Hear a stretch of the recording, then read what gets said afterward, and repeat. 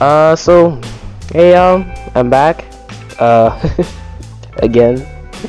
It's been a minute since I posted on here, not gonna lie. But, so what happened was, I was planning to do a video for every team about what was going on this season, how good each team was gonna be for each and every single team. But you know, that didn't happen.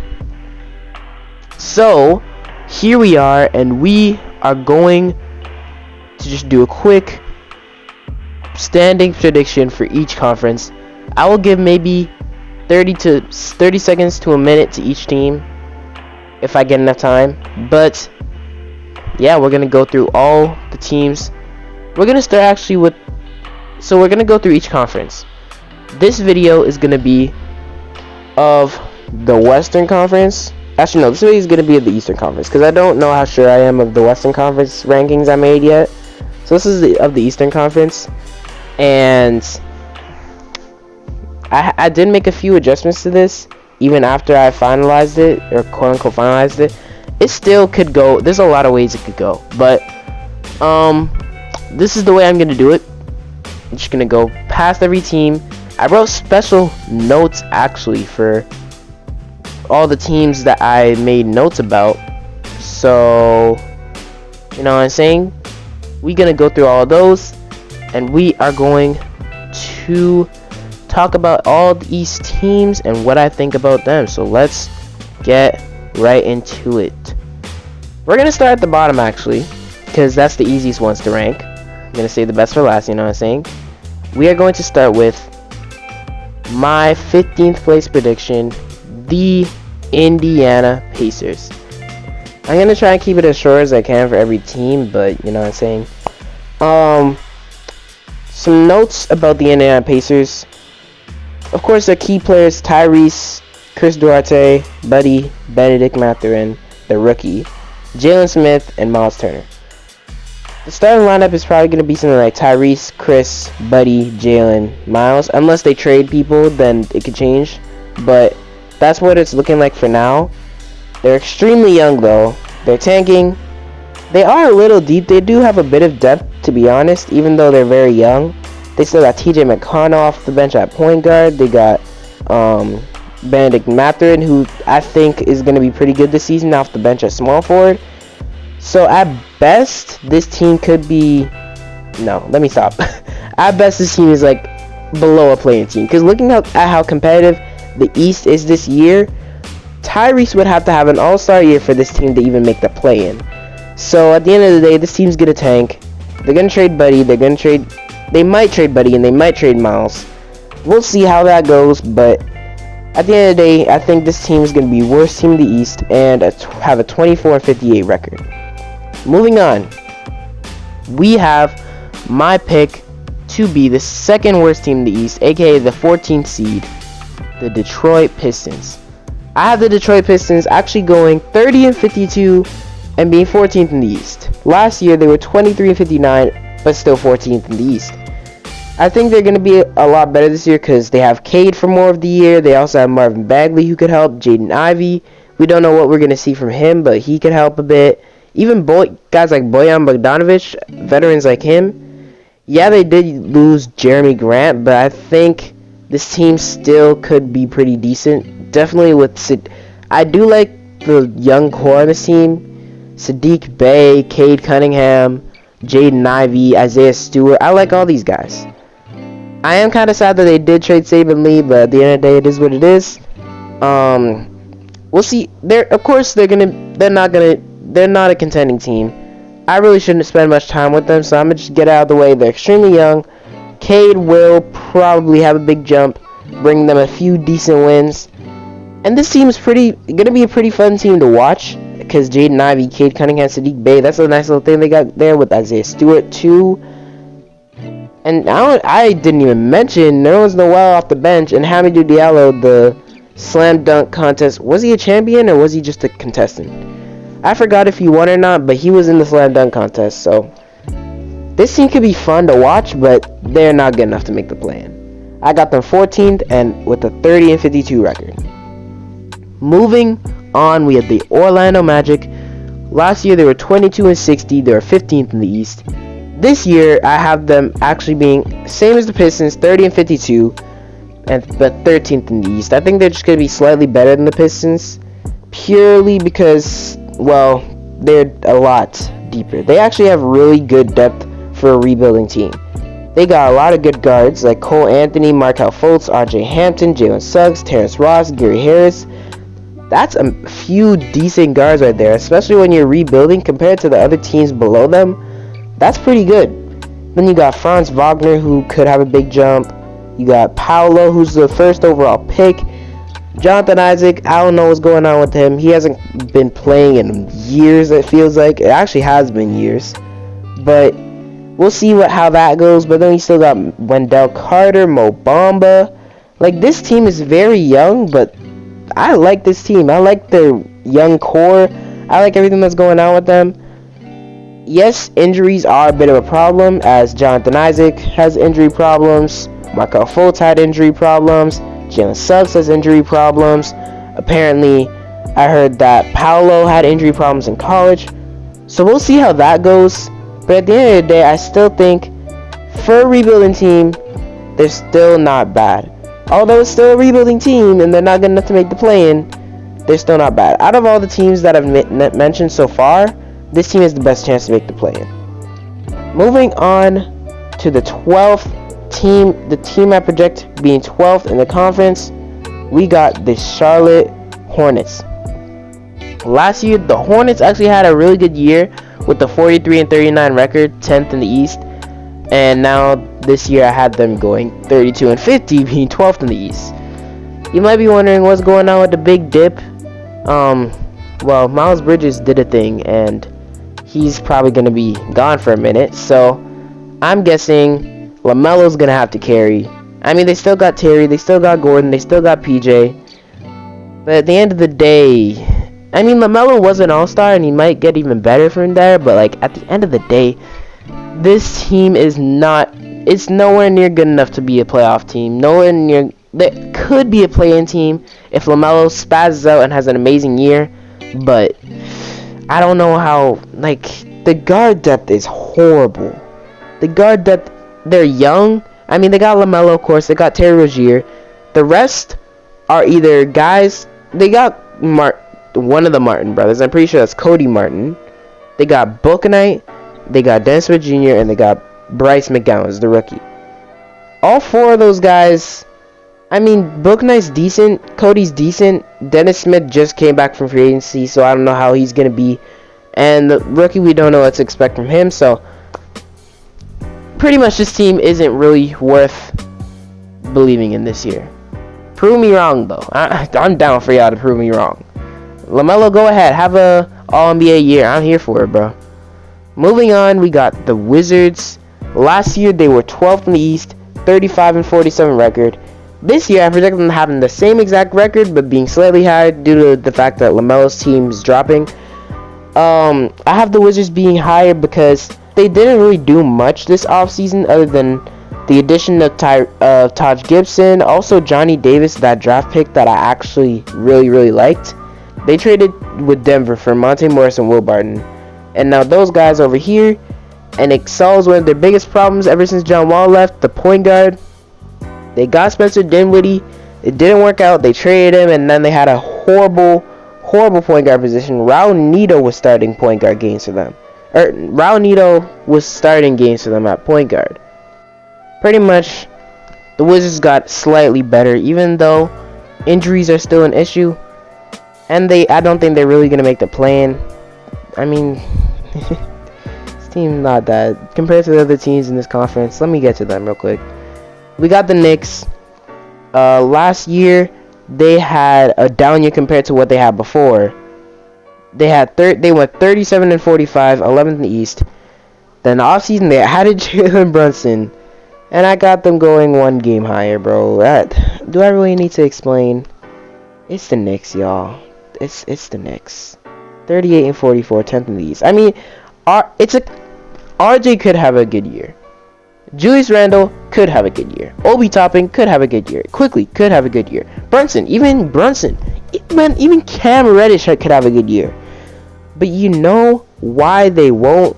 Because one, they're the Knicks, and two, because the East is way too competitive. At most, I see this team being a play-in team. And that's where I actually have them. I have them 10th in the East. At most, above, the only spot above this that I see, I don't see them getting higher than this. I could list every single, the Bulls, the Celtics, the Cavs, the Raptors, the Heat, the Bucks, the Hawks, the Sixers, and the Nets. I don't see this Knicks team beating any of them. And I shouldn't have to explain why. Moving on, we got the Chicago Bulls. Now, the Bulls actually had a really good year last year. At least it started out amazing, then they kind of dipped. 46 and 36, 6th in the East. Didn't really make any changes. I mean, Lonzo might be out for a considerable amount of time. They did add Goran Dragic to help fill that hole. And they still have Ayo who could get better. They still got Zach LaVine, but then again, DeMar's aging, Vucevic aging, their new addition Drummond is aging. But then you still got Patrick Williams who could also get better. So this team has a lot of questions about them, but I guess we'll see how it goes.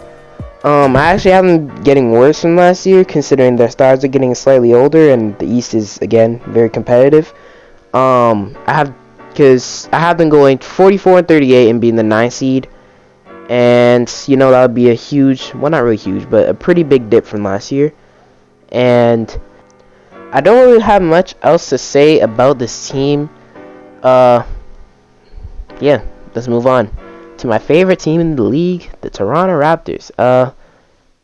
This is weird having them this low, considering especially how good they were last year. But I mean, again, the East is ridiculously competitive this year. That's what you had to understand. Last year they were 48 and 34, 5th in the East. This year I have them going 45 and 37 and being the 8th seed. That's a 3 place decrease, man. Really, they didn't really make many big additions. I mean, they got Christian Koloko. I mean, I don't really know, bro. Like, Scotty's getting better at least, I guess. Gary maybe. They have the same team as last year, pretty much. I mean, they did add Otto Porter. My bad. They did add Otto Porter, so that's good.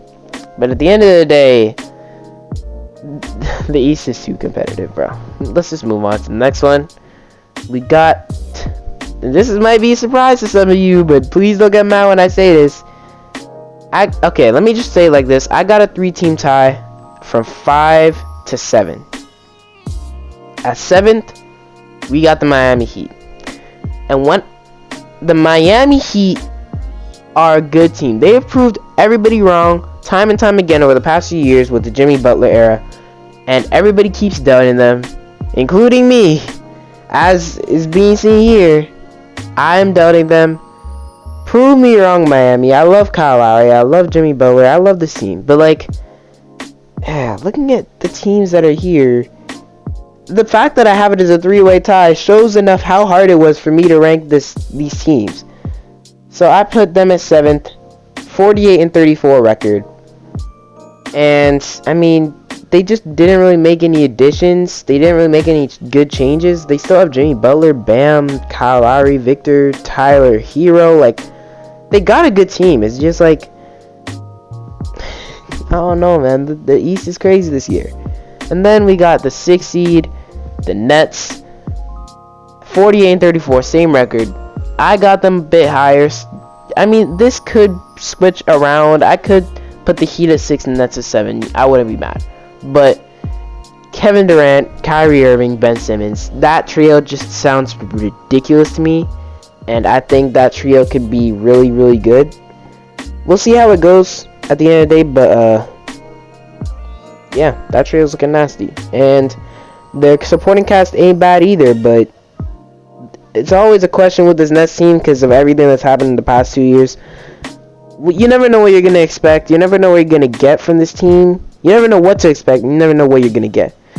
We'll see what happens, but I ain't putting my hopes up too high, man. Next up at 5th, is the 76ers.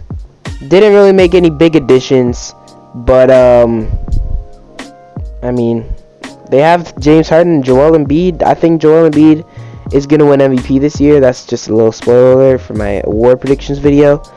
Joel Embiid has been a top 2 MVP candidate for the past 2 years, and this is a year I think he actually is gonna win it. We'll see what happens, but yeah. Then you still got Tyrese Maxey, you still got Tobias Harris, you still got a great supporting cast. So this team is gonna be really good. A lot of people have them at first. I wouldn't go that high, but it's you know what I'm saying.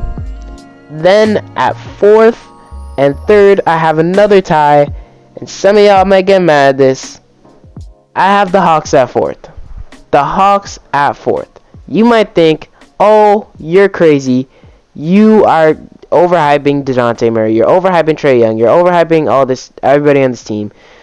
But just looking at this team, you got Trae Young. You got DeJounte. You got both of them who were all-stars last year. Then you got DeAndre Hunter. You got John Collins, who's a really good player. You got Clint, who can be a really good player. Off the bench, let me actually look at what I wrote up for this team. Off the bench for this Hawks team, you got Bogdan Bogdanovic, you got AJ Griffin, who I think is going to be good, Onyeka Okongwu, Jalen Johnson. So they do have a very young team, and they do have a lot to prove. But I think that Trae Young and DeJounte Murray as a backcourt is going to be nasty. It could end up failing, and I could see this team being somewhat of a 7 seed eventually. But at the same time, I have hope in this team. I like all these guys on this team, and I think they will be the 4 seed. At the end of the day, the difference between the 7 seed and the 3 seed right now is a 2-game difference. So having a team at 3 and having a team at 7 doesn't really make much of a change. But it's I have to rank these guys, bro. Moving on, at 3, I have the Milwaukee Bucks. Giannis Antetokounmpo. That's all I really need to say. They don't really need much else. Giannis is already bringing you to a top 3 seed, guaranteed. Especially over the past, how long has it been? 3-4 years? Like, he's just been that guy, and it's Giannis, man. He's the MVP, 2-time MVP, 1-time champion, and Finals MVP. Like, he's just him. He's him.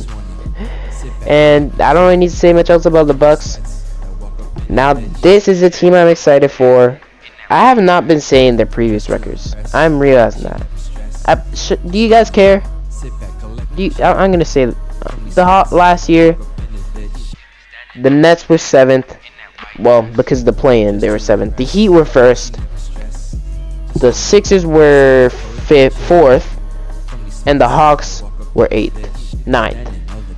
No, 8th. They were 8th because they made the playoffs. Yes.